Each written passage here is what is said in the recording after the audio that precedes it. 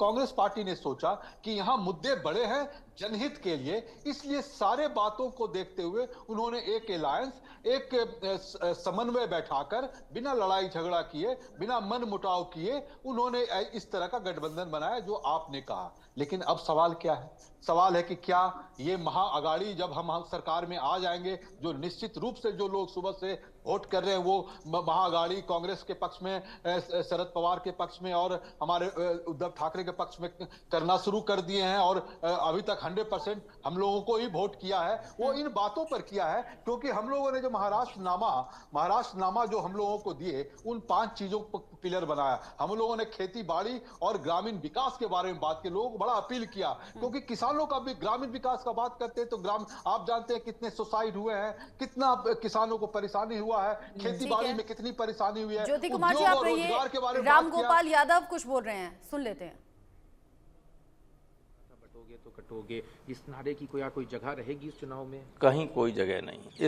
इस नारे ने महाराष्ट्र में बीजेपी को चुनाव से बाहर कर दिया है। राम गोपाल यादव ने तो बड़ी बात कह दिया कि जो नारे वो दे रहे हैं, यानी कि बटोगे तो कटोगे, एक हैं तो सेफ है, उन्होंने तो सारे नारे ही दरकिनार कर दिए और कह रहे हैं कि जो वोटर्स हैं उन्होंने बीजेपी को इन चुनावों से बाहर कर दिया है। जिस तरीके से महाराष्ट्र का जिक्र अभी तक हम कर रहे थे, लोकसभा इलेक्शंस का जिक्र करना जरूरी है। लोकसभा इलेक्शन जहां पर अगर मैं बीजेपी और कांग्रेस के बीच में कंपैरिजन करूं तो बीजेपी को बड़ा नुकसान लोकसभा इलेक्शंस में हुआ और कांग्रेस को मिली बड़ी बढ़त। अब ऐसे में क्या लोकसभा इलेक्शन में जैसा रुख और जैसा मिजाज लोगों के दिल दिमाग का रहा वो विधानसभा चुनाव में भी रहेगा क्या, ये देखना दिलचस्प होगा। साथ ही साथ जिस तरीके से 2019 में बीजेपी सबसे बड़ी पार्टी बनकर उभरी थी, क्या इस बार वो समीकरण बनते हुए नजर आ रहे हैं क्या? क्योंकि लोकसभा इलेक्शन में तो बीजेपी को बड़ा नुकसान हुआ है। लेकिन चंचल जी, अभी रामगोपाल यादव कह रहे हैं कि बीजेपी को इलेक्शन में वोटर्स ने एकदम बाहर कर दिया है।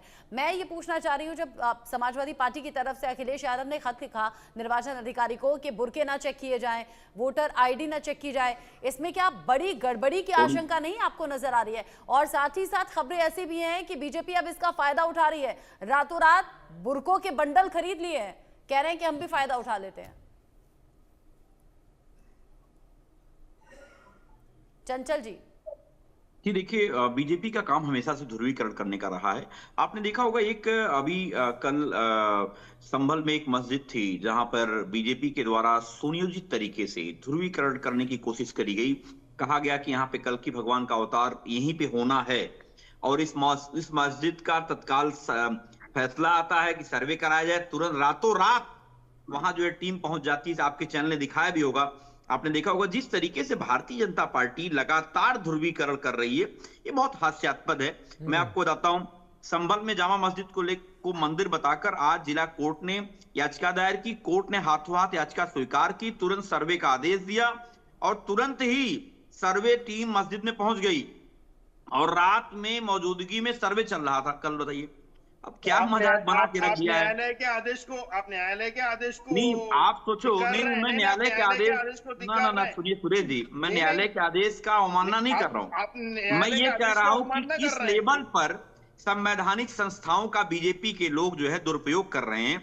आप सोचो जरा, 1 सप्ताह का समय दिया गया और सर्वे की टीम तुरंत रातों रात पहुंच गई। तो इसमें आपको दिक्कत क्या है? इसमें दिक्कत क्या? अगर आपको दिक्कत है तो अरे आचार संहिता है तो मैडम सुन लीजिए, मैडम थोड़ा शांत कराइए। अरे डिबेट अभी आप बोल रहे थे बीच में ना बोलने के लिए। प्रचार तो अब खत्म हो गया, प्रचार तो अब खत्म हो गया, आज तो लीजिए वोटिंग का दिन है। एक एक करके बोलेंगे तो समझ में आएगा, वरना टाइम वेस्ट हो जाएगा। हाँ सीमा जी आप बोलिएगा, पहले चंचल जी। नहीं मेरी मैडम, मेरी बात आ जाती है प्लीज, मेरी बात आ जाती है। हाँ बोलिए, आप ही बोलिए। अब देखिए ये बता रहे हैं, इनको खुद सोचना चाहिए कि आपको याद होगा 2012 का चुनाव चल रहा था। चुनाव आयोग ने हाथी पार्क, अंबेडकर पार्क में हाथियां लगी हुई थी, उन हाथियों को ढकवा दिया था।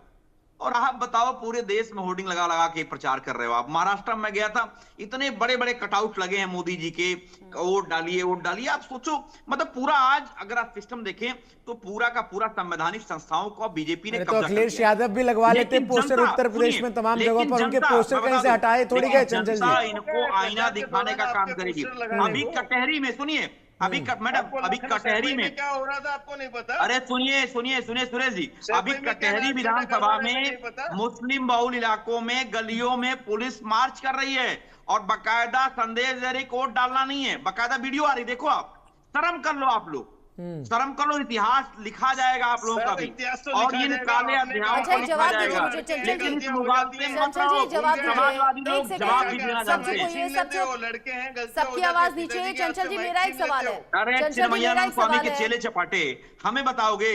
शब्दों का ध्यान रखिए। आसाराम बापू से चंचल जी, शक्ति मिलती शब्दों का ध्यान भाजपाइयों रखिए। को, हमको शब्दों का बताओगे? ध्यान रखिए। आप भाई, नेशनल ये टेलीविजन माफिया पर हैं, वाले शब्दों का आप ध्यान बताओ ना। रखिए। ये आसाराम शब्द बापू नहीं, के- आसाराम ऐसे बापू शब्द के यहाँ क्यों नहीं, आप ऐसे बताओ। शब्द यहाँ नहीं। शब्दों की गरिमा को बनाए रखिए। मैडम, आप एक शब्दों डिग्निफाइड की चैनल गरिमा पर में बैठे मैं बात हैं, कर रहा हूं। नेशनल चैनल ये पर बैठे प्रदूषण हैं, सरल सिंह को करोड़ों लोग मानने आपको वाले देख रहे हैं। लोग। अब मेरी एक बात का जवाब दीजिए चंचल जी। हाँ, इधर उधर की बात ही मत कीजिए ना, जो मैं पूछ रही हूँ उसका जवाब मुझे दीजिए। अभी जो पिछले पैनलिस्ट थे वो ये पूछ रहे थे कि एक 12 साल की लड़की को बुर्का पहनाया गया और फिर उनसे वोट डलवा दिया गया। क्या बुर्के की आड़ में गड़बड़ी नहीं होगी, इसकी क्या गारंटी है चंचल जी? देखिए मैं बताऊं आपको मैडम, समाजवादी लोग सतर्क हैं, इंडिया अलायंस के लोग सतर्क हैं। बीजेपी कितनी भी बेईमानी कर ले, लेकिन 9 की 9 सीटें हारने जा रहे हैं, इसलिए डर रहे थे। जो वोट पड़ने वाला 13 तारीख को, वो तो 20 साफ तारीख हो को जाएगा किए। 23 तारीख और को। सुनिए, वो 20 तारीख को पड़ा, 20 तारीख को किया इन्होंने। फिर भी उत्तर प्रदेश की जनता कही कि भैया एक काम को 1 आध महीना और बढ़ा लो, आपकी हार तो निश्चित है। इसीलिए डरे हुए, सहमे हुए, इसीलिए मिल्कीपुर चुनाव नहीं करा पाए। सुरेश जी बताओ, हिम्मत है कब कराओगे चुनाव? नहीं करा पाओगे, मुझे पता है। सर, चुनाव भारतीय जनता पार्टी ने अरे करा कि अब चुनाव कैसा आयोग बचा है? खराब मैंने बताया कि 2012 में आप ठीक चंचल है, जी, आप चुप हो चंचल जाइए। जी। चंचल जी, अब आप चुप हो जाइए। चंचल जी, अब आप चुप हो जाइए। अब सुरेश जी जवाब दीजिए। अरे चंचल जी, अब आप चुप हो जाइए। चंचल जी, अब आप चुप हो जाइए। सुरेश जी जवाब दीजिए। चंचल जी ने 40